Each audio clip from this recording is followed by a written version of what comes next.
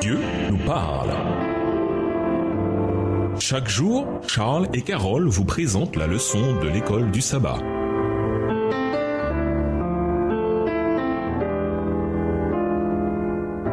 Bienvenue dans votre émission Dieu nous parle.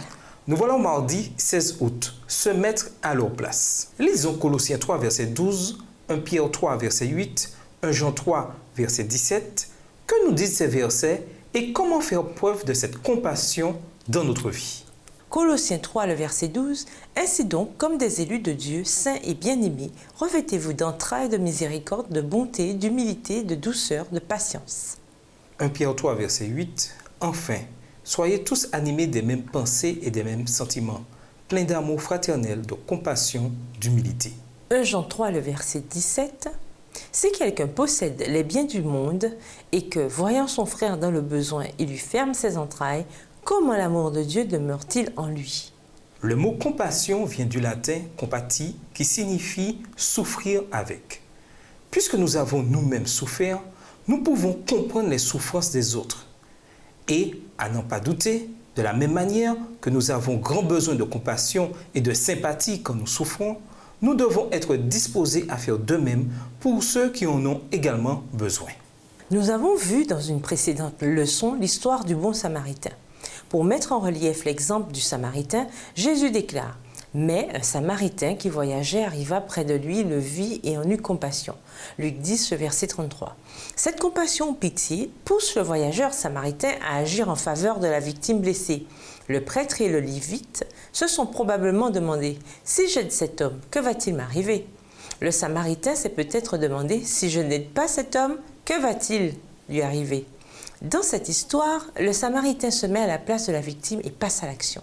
Il risque sa propre sécurité et ses biens matériels pour un étranger. Autrement dit, être chrétien implique parfois des risques et peut potentiellement coûter très cher. Voyons l'histoire du fils prodigue de ce même point de vue. Luc 15, versets 20 à 32. Que fait le père du fils prodigue qui ouvre la porte aux critiques et à la mésentente familiale? Les traites compatissantes, la robe d'appartenance, l'anneau de confiance, les sandales de la liberté et l'appel à la célébration reflètent la joie désintéressée d'un père disposé à tout sacrifier pour le rétablissement de son fils prodigue. Prodigue signifie dépensier, irréfléchi, extravagant et incontrôlable. Ce genre de comportement décrit parfaitement le chemin pris par le fils dans cette histoire. Mais arrêtons-nous un instant. Au moment du retour du fils, on pourrait à juste titre affirmer que le père, dans cette histoire, met toute dignité de côté et accorde tout ce qu'il a à son fils débraillé.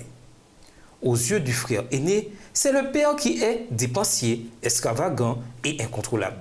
Le père devient prodigue aux yeux du fils repentant et son cœur compatissant déclenche ce dépouillement de toutes ressources nécessaires pour le rétablissement.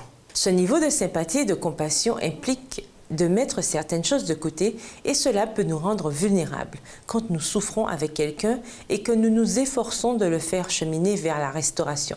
En bref, il y a parfois un prix à payer pour la compassion et la sympathie authentique. Et nous vous laissons avec cette question de réflexion. Que pouvez-vous faire pour vous assurer que l'Église, c'est plus qu'un bâtiment, que c'est avant tout une assemblée de croyants? Au revoir. Et à demain si Dieu veut. Dieu nous parle. Chaque jour, Charles et Carole vous présentent la leçon de l'école du sabbat.